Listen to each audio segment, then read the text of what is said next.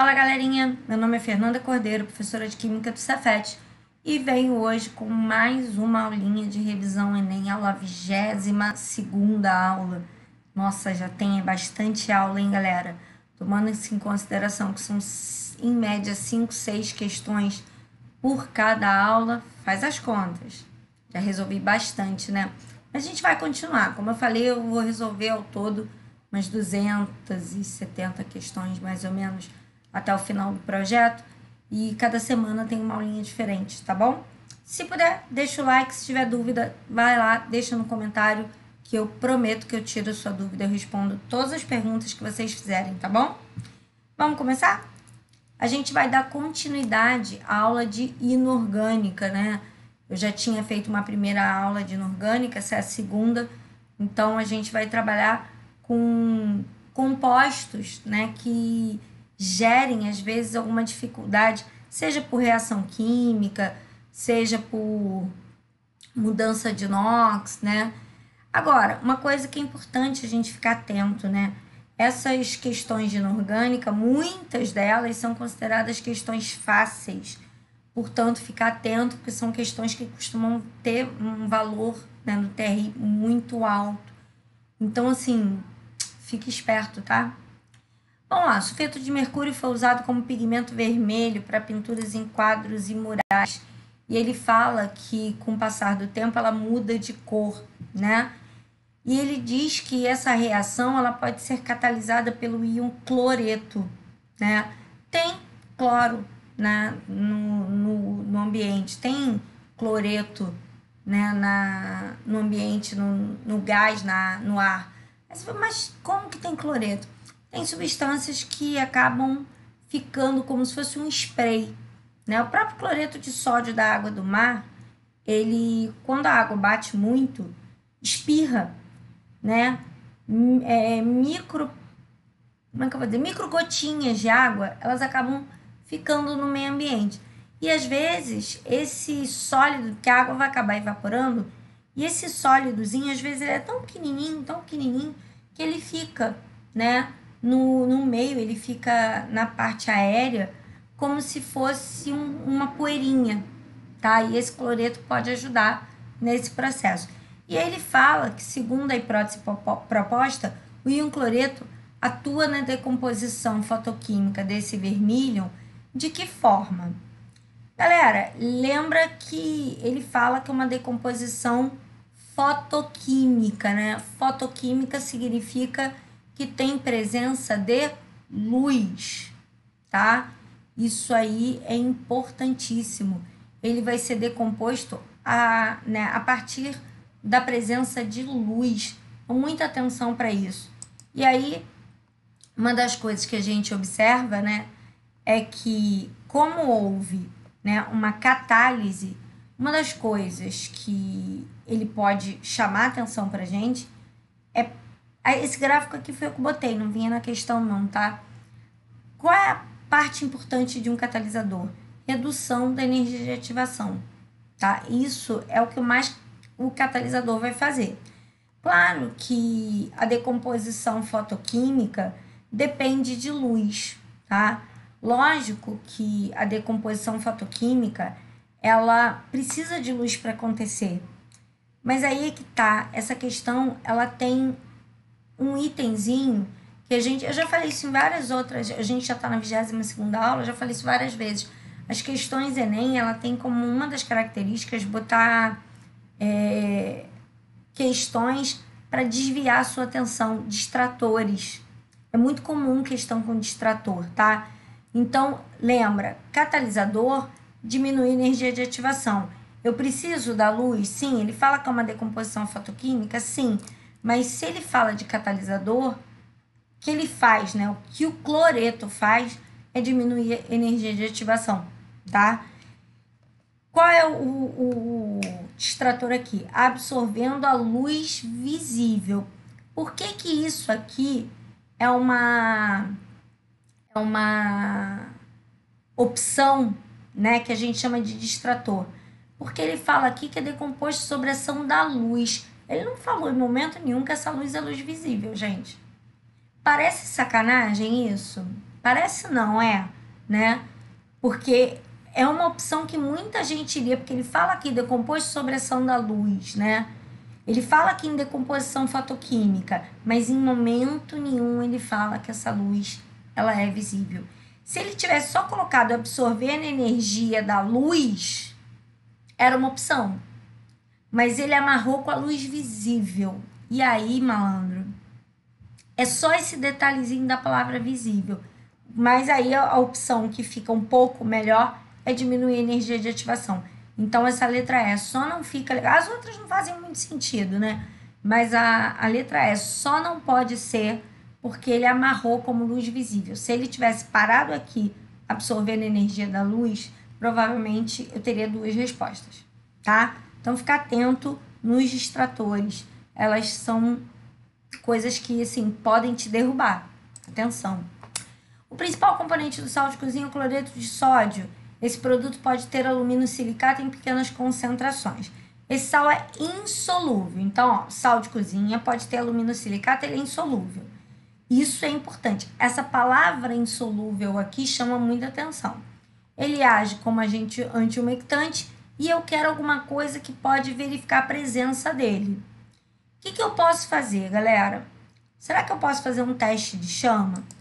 O teste, ele é um antiumectante. Antiumectante é alguma coisa que não deixa ele empedrar, tá? Só para constar, o antiumectante, ele não deixa a umidade fazer o sal ficar empedrado. Já viu quando o sal fica empedrado? Né? Aquilo é absorção de água. Todo composto iônico tende a ser mais ou menos higroscópico, tá? Então, a gente bota um outro sal mais higroscópico para que esse sal absorva água e não seja o cloreto de sódio a absorver água, tá bom? Então, ele deixa o sal mais sequinho. Aí ele vai falar da realização do teste de chama.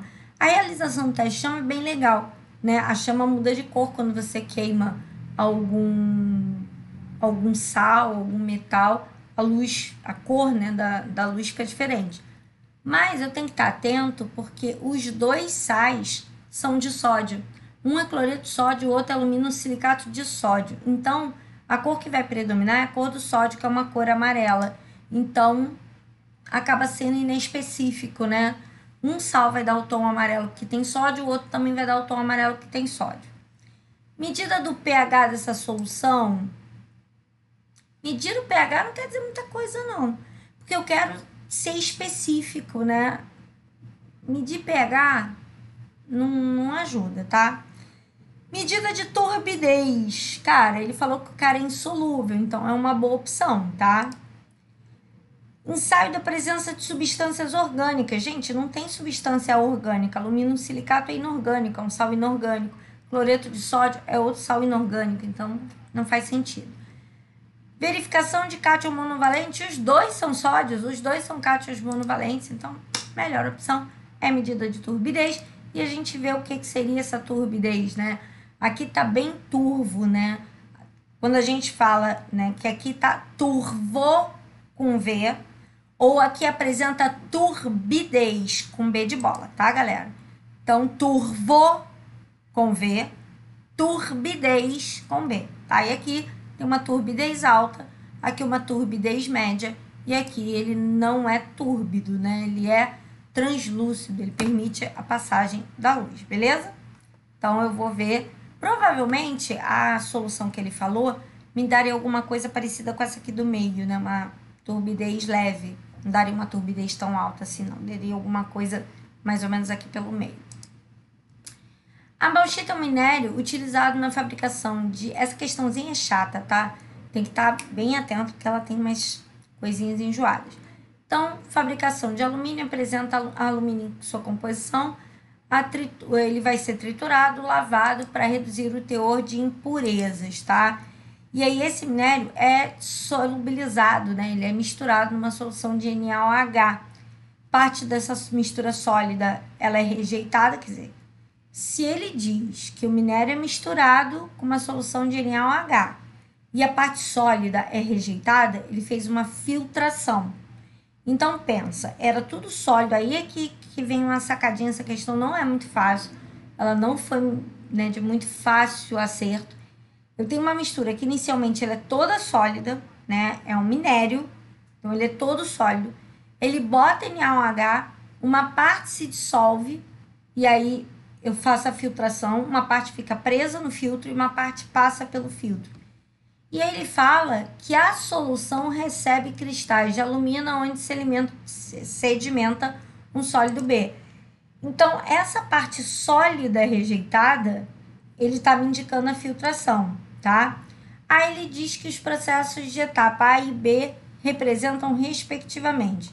Gente, como eu falei, eu tinha primeiro uma parte que era totalmente sólida. Botei NaOH e filtrei. Botei NaOH e filtrei, certamente ele teve que dissolver alguma coisa, porque, pensa, para que eu vou botar NaOH se ele não solubilizar nada? É só para botar o NaOH e filtrar somente o NaOH, né? Pensa, eu tenho um monte de rejeito sólido, boto o NaOH. Se ele não dissolver nada, quando eu filtrar, eu vou ficar só com o NaOH e o minério de novo. Então, só faz sentido a presença do NaOH se ele solubilizar alguma coisa. E aí, a única coisa que eu tenho é essa.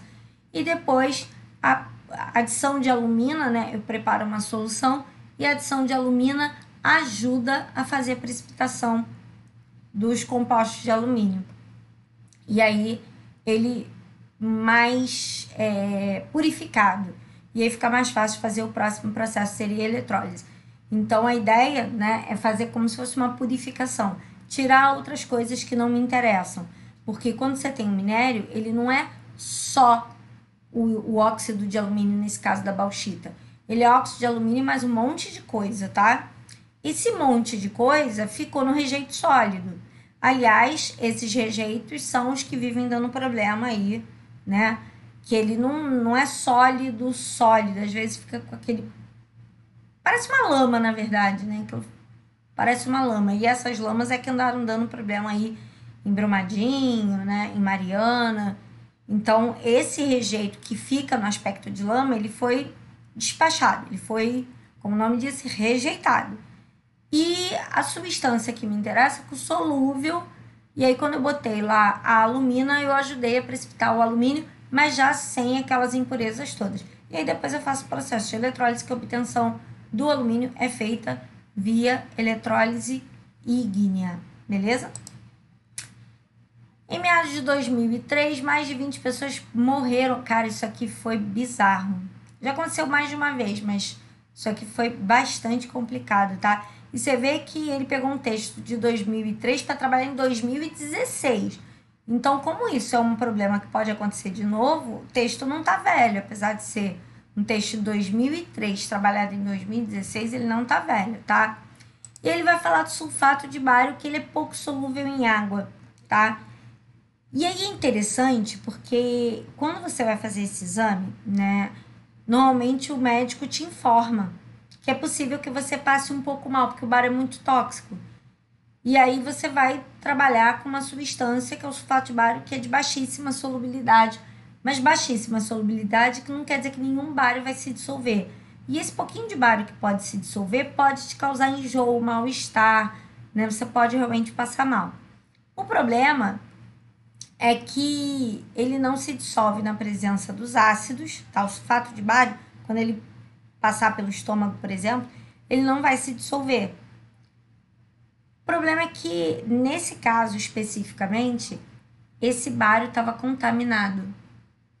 Esse sulfato de bário estava contaminado. Ele estava contaminado com carbonato de bário, que é mais solúvel, e não só mais solúvel, mas ele é solúvel em meio ácido. Então, se ele passar pelo estômago, ele acaba liberando bastante bário.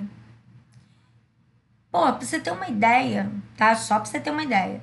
O sulfato de bário, a KPS dele é da ordem de 10 a menos 10, e o carbonato de bário é da ordem de 10 a menos 9. Pô, 10 a menos 10 para 10 a menos 9 parece pouco, né? Você olha assim, um ponto só, 10 a menos 10 para 10 a menos 9. 10 a menos 9 é um pouco mais solúvel só. Não.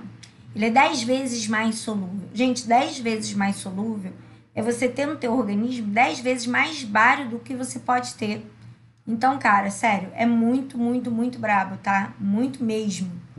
Bom, um teste simples para verificar a existência de íons bários solúveis poderia ter evitado essa tragédia. Esse teste consiste em tratar a amostra com ácido clorídrico e filtrar para separar os compostos insolúveis. Ou seja, como o carbonato de bário ele é solúvel, se você colocar todo o sulfato de bário que você produziu, né, num banho de ácido clorídrico, você dissolve todo o carbonato e fica só com sulfato. E aí a probabilidade é de você não ter nenhum tipo de problema. Após filtrar para separar os compostos insolúveis, eu adiciono ácido sulfúrico. Por quê, gente?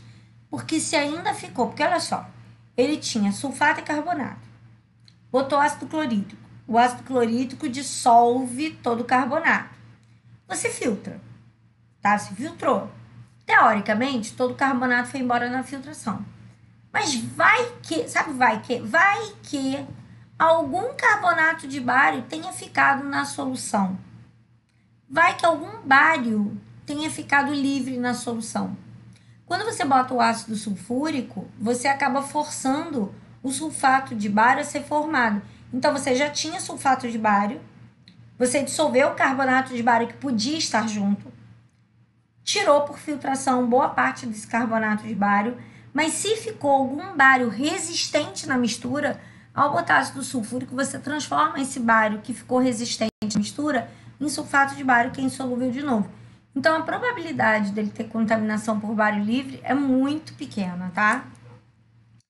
E aí, a presença de íons bários solúveis na amostra indicada por... Acabei de falar, né? Como é que eu vou conhecer a presença de ácidos, né, de íons bários solúveis na amostra? Quando eu colocar, galera, quando eu pegar aquela mistura e tacar ácido sulfúrico, o que vai acontecer, né, é que eu vou ter liberação de íons bário e esse íon bário aqui, ele pode reagir com ácido sulfúrico, voltando a ser voltando não, né? Deixando de ser carbonato de bário e passando a ser sulfato de bário, tá? E aí, esse sulfato de bário vai precipitar branco. Então, primeira coisa que eu faço, pegar o carbonato, colocar ácido, aí ele forma um ácido carbônico e aí fica solúvel, né? Libero íons bário e aí taco o ácido sulfúrico, esse ácido sulfúrico reage com esse bário livre. Vou até fazer a reação aqui para vocês verem, ó. Esse bário livre aqui, ó, quando eu colocar ácido sulfúrico,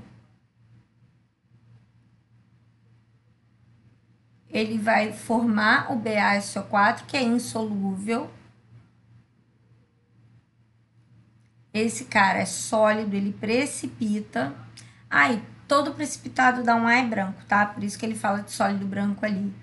E libera 2GH+. Então, a ideia, basicamente, seria a formação desse sulfato de bário, tá? Então, primeiro eu dissolvo ele com ácido clorídrico e o que sobrou de bário livre, eu precipito de novo na forma de sulfato de bário com adição de ácido sulfúrico.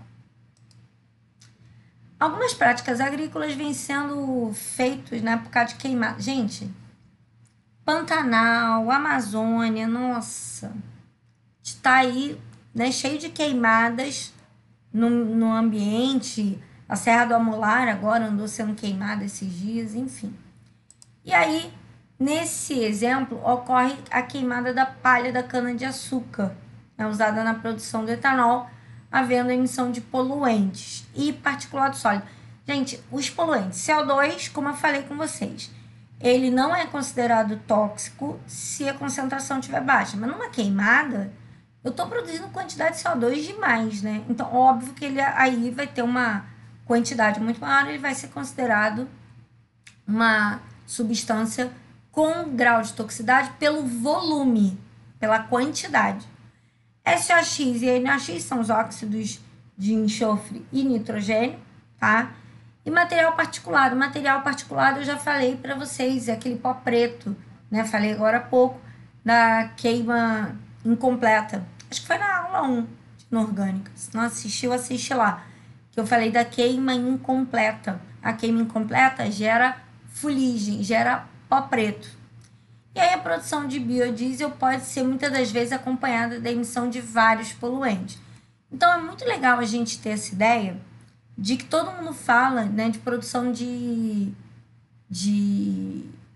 energias renováveis, né? Então, produção de biodiesel, todo mundo, produção de bioetanol, todo mundo fala de produção de várias substâncias que podem poluir menos, que não vão acabar, que se renovam a cada ano, afinal de contas você pode plantar cana todo ano, mas ninguém se lembra que essas produções, elas também podem gerar danos ambientais, tá? Eu também posso ter geração de danos ambientais, então ficar bem atento. Considerando a obtenção e o consumo desse biocombustível, a transformação química quando? Gente, o etanol é armazenado em tanque de aço? Não, né? Aço inox vai reagir. A palha da cana é exposta ao sol? Não, só evaporou água. A palha da cana e o etanol são usados como fonte de energia? Ops! Aqui tem uma transformação. Olha só, aqui vem outro distrator. Aquelas questões que eu falo que são distratores. Muita gente, quando olha para esses poluentes, SOx e NOx, vai lembrar logo de quê? De chuva ácida. E aí, chuva ácida é uma reação química, porque você pega o óxido, bota na água e vira ácido. Então, a pessoa já quer marcar logo aqui. Material particulado espalhado no ar, isso não é químico, né? Espalhei é como se eu jogasse um pozinho assim no meio ambiente. Óbvio que isso não é químico. Mas essa D aqui, ela chama muita atenção. Todos esses processos aqui são físicos, inclusive esse. Sabe por quê? Porque ele diz que SOx e NOx foram mantidos intactos. É aqui que tem a pegadinha. Se eu só dissesse que eu mandei SOx e NOx, que são SO2, SO3, NO2, N2O, N2O3, N2O5, enfim. Se eu só tivesse mandado esses caras para o meio ambiente, essa questão podia estar certa.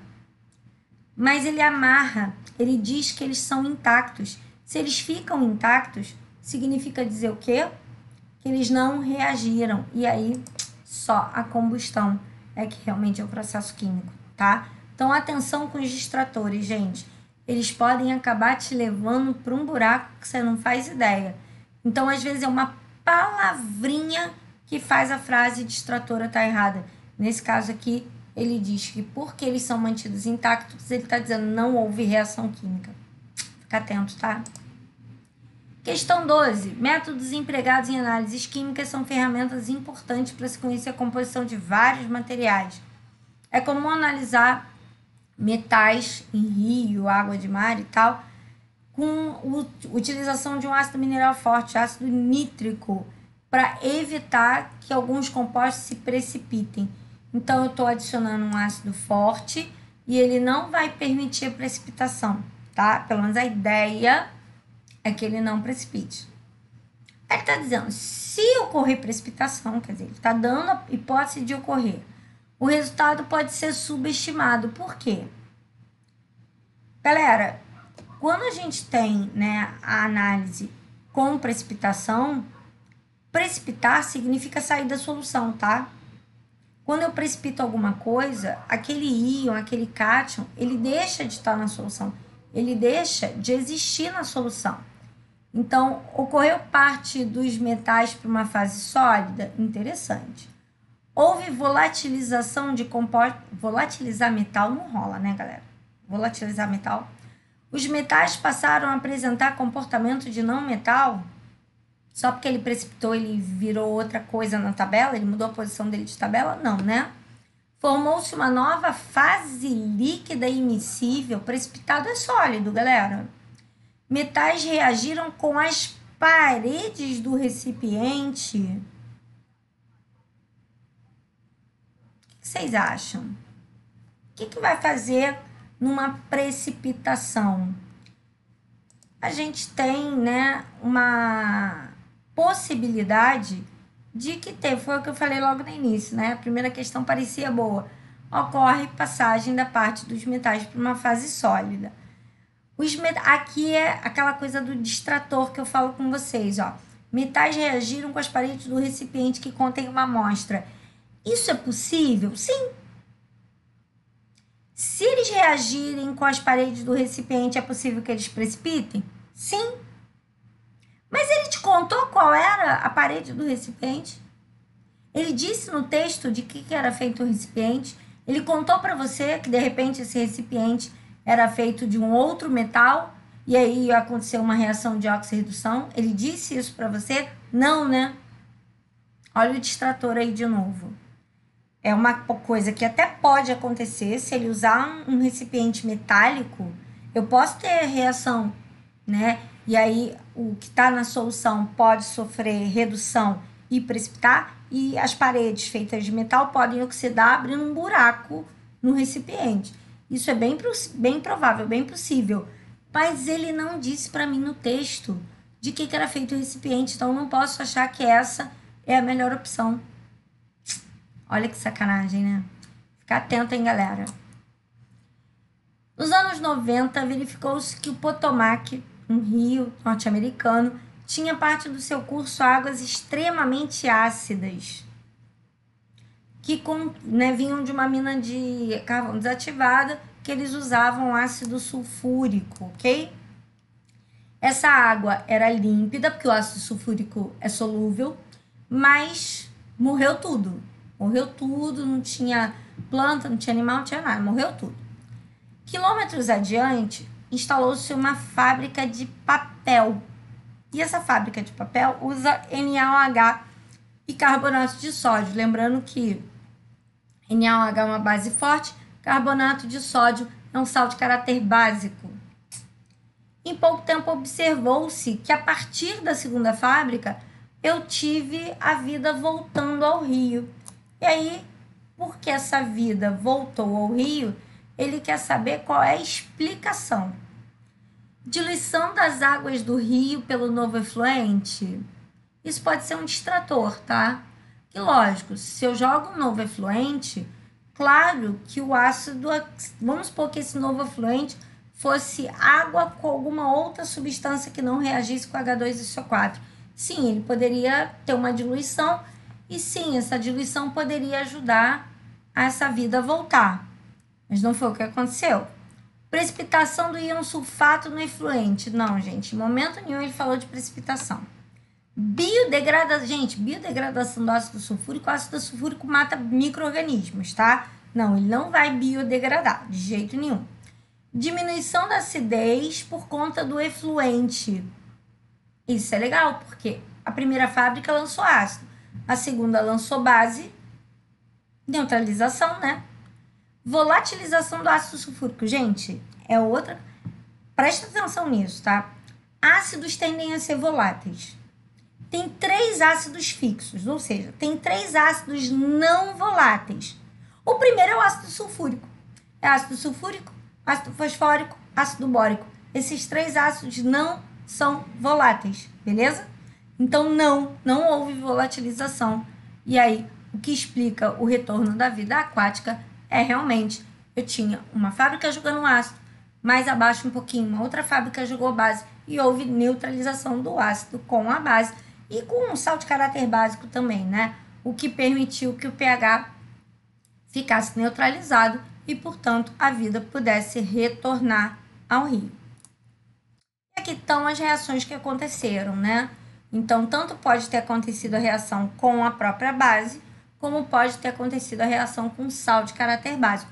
Lembrando que as duas reações são de dupla troca, então o hidrogênio juntou com a hidroxila e formou água, sódio juntou com sulfato e formou o sulfato de sódio. Hidrogênio juntou com H2CO3 e formou o ácido carbônico, sódio juntou com sulfato, formou o sulfato de sódio. O ácido carbônico, por sua vez, é um ácido instável e ele se decompõe em CO2 e água. Beleza? Bom, galera, mais uma aulinha concluída. A gente ainda tem mais uma aulinha de inorgânica, tá? Mas eu espero que vocês estejam gostando. Não esquece, se tiver tido qualquer dúvida, deixa lá nos comentários que eu vou tirar todas elas, beleza? Se puder, dá um joinha, compartilha, né? Passa aí para um colega que esteja fazendo Enem, que precise dessa ajudinha, tá bom? Beijos, fui!